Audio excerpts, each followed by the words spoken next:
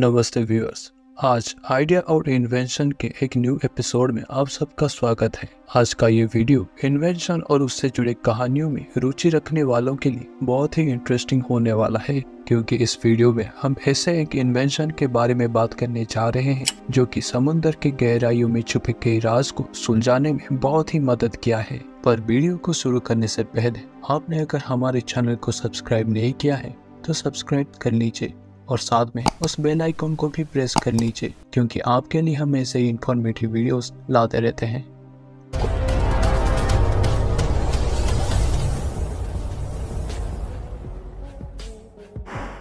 पहले diving suit की विचारधारा प्राचीन टाइम में शुरू हुआ था, जब मानव पहली बार समुद्री गहराइयों की जांच करने के लिए प्रयास करने लगा। हालांकि पहले डाइविंग सूट के ऊपर विशेष जानकारी नहीं है, लेकिन इतिहास लेखन और चित्रों से प्रमाणित है कि प्रारंभिक प्रयत्नों का परिचय दिया जा सकता है जो समुद्री खोज की सहायता के लिए बनाया गया था। अगर प्राचीन दस्तावेजों को अच्छे से देखा जाए तो एक संदर्भ में हमें 4वीं सदी पूर्व यूनानियों के इतिहास में ये जानने को मिलता है कि एरिस्टोटल ने एक डाइविंग बेल की तरह उपकरण का उल्लेख किया है। हालांकि ये प्रारंभिक उपकरण वर्तमान के डाइविंग सूट की तरह नहीं था। ये व्यक्तियों को अस्थायी रूप से डुबकी लगाने के लिए एक बड़ा हवा के गोले जैसा था और सांस लेने के लिए बगल में एक ऑक्सीजन सिलेंडर भी था। समुद्री अन्वेषण की आकांक्षा से उत्तेजित होकर पहले 16वीं और 17वीं सदी में डाइविंग सूट की विचारधारा दृष्टिगत होने लगी। बहुत सारे आविष्कारक और डिजाइनर जो कि समुद्री अन्वेषण की आकांक्षा से प्रेरित थे, वो अलग अलग डिजाइन की प्रायोगिकता से प्रयास करने लगे। 16वीं सदी में लियोनार्डो डा विंची ने डाइविंग सूट का उल्लेख करते हुए एक ऐसे उपकरण का रेखांकन किया था जिसमें एक हेलमेट से जुड़े एक चमड़े की बैग दिखाई दी। हालांकि ये डिजाइन को कब हकीकत में उतारा गया था उसके ऊपर कोई पक्का तथ्य नहीं है। इनका ये सूट एयर सप्लाई और बुयांसी कंट्रोल करने के हिसाब से बहुत ही परफेक्ट था। इसे खास तौर पर अंडर वाटर जाकर दुश्मनों के जहाज में होल्ड करने के लिए इस्तेमाल किया जाता था। माना जाता है कि मॉडर्न डाइविंग सूट का शुरुआत 17वीं सदी में हुआ था, पर उससे पहले इसे फिजिकली बनाया नहीं गया था और डाइविंग सूट के विचारधारा को सिर्फ कविताओं में ही उतारा जाता था। पर 17वीं सदी में इस विचारधारा के ऊपर ज्यादा गौर किया गया, क्योंकि इंसान पानी के भीतरी दुनिया के बारे में ज्यादा जानकारी हासिल करने में अपना दिमाग लगाने लगा और इसी दौरान पानी के अंदर बिना भीगे और ज्यादा समय तक सांस लेकर कैसे सरवाइव किया जाए उसके ऊपर विचार विमर्श हुआ। इसकी पहली नींव 1715 में दो इन्वेंटर्स ने रखा। पहले थे ब्रिटिश इंजीनियर जॉन लेथब्रिज और दूसरे थे फ्रांस के इन्वेंटर पायरे ब्यूफे। पहले जॉन लेथब्रिज के डाइविंग सूट की बात करें तो उनका डाइविंग सूट एक एयरटाइट ओक बैरल जैसा था, जिसमें कि 2 होल थे और ये 2 होल हाथों के लिए बनाया गया था ताकि पानी के नीचे समय आने पर आसानी से काम किया जा सके।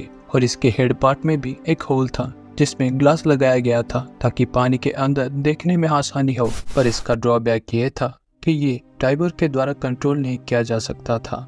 असल में ये एक जहाज के द्वारा रस्सी से कनेक्ट हुआ करता था। जॉन ने अपने इस सूट को पहले अपने गार्डन के तालाब में यूज किया था, फिर जाकर इसे समुद्र में उतारा था ताकि समुद्र में स्थित कीमती पत्थरों को ढूंढ सके। रिपोर्ट्स के हिसाब से जॉन ने 3 टन से भी ज्यादा सोने और चांदी को समुद्र से निकाला था। और इसी साल यानी 1715 में फ्रांस के इन्वेंटर पायरे ब्यूफे ने वाटरप्रूफ रबर से एक डाइविंग सूट बनाया था। इसके सर के तो भाग में 2 पाइप जुड़ा हुआ था। एक पाइप के सहारे ऑक्सीजन इनहेल और दूसरे पाइप के सहारे कार्बन डाइऑक्साइड एक्सहेल किया जाता था। इस डिजाइन को पहला मॉडर्न डाइविंग सूट का दर्जा दिया गया है, क्योंकि इसको आधार करके 18th और 19th सेंचुरी में कई डाइविंग सूट के ऊपर सुधार किया गया। तब जाकर आज हमें एक बेहतरीन डाइविंग सूट देखने को मिलता है।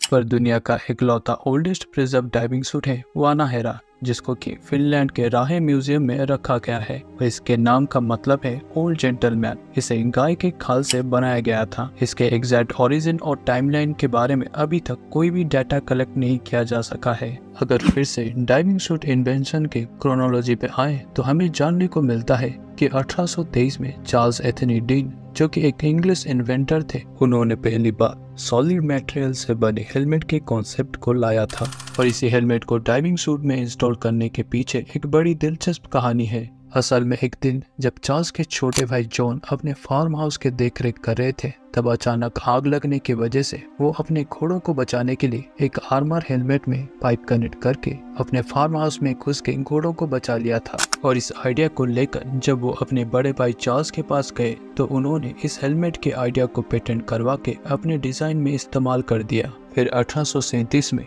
अगस्त सेबी, जो कि एक जर्मन जन्मित ब्रिटिश इंजीनियर थे, उन्होंने डाइविंग सूट में लचीला रबर का इस्तेमाल ना करके वाटरप्रूफ लेदर का इस्तेमाल किया और उन्होंने एक मेटल हेलमेट को भी अपने डिजाइन में जोड़ लिया था। इसके बाद 1878 में फ्रांस के दो इन्वेंटर अल्फोंस और थियोडर ने एक फुल बॉडी आर्मर सूट बनाया था जिसमें कि 20 छोटे छोटे पोर्ट होल्स और आर्टिकुलेट लिम्ब थे। इसका कुल वजन 838 पाउंड था और ये डिजाइन बहुत ही बुरी तरह से फेल हुआ।